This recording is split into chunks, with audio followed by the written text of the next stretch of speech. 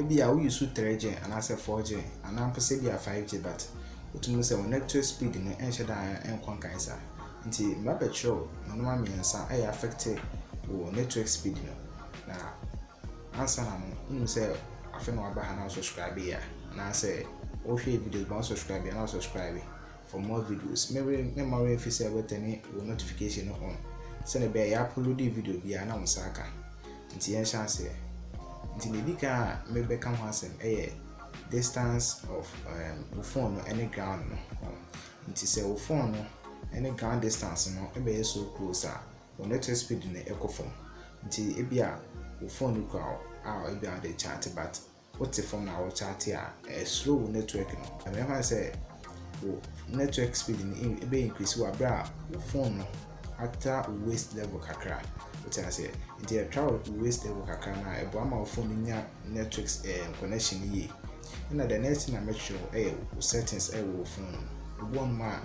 maybe another 3G but phone akasa 4G to which I change these settings now and make sure wo phone ti enko hombra into be call wo phone settings no wo call wo phone settings no call network and internet wo call network and internet you know call sim card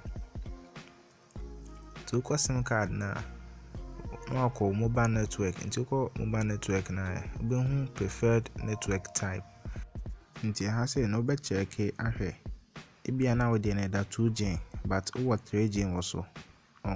no wa chenye fi 2G na kwa 3G and I say bia dey na 5G phone but either 4G which me dey akoto 4G and I say the two auto na and kasa be select bia bia wona network no aye unstable na and kasa determine amount na the chat to okra me dey be kan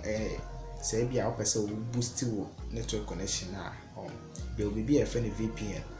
what VPN bia e be bo am boost wo internet connection or VPN no like a increase wo network connection no e man speed up e be say share bio there will be as subscribe na follow e wa say e be share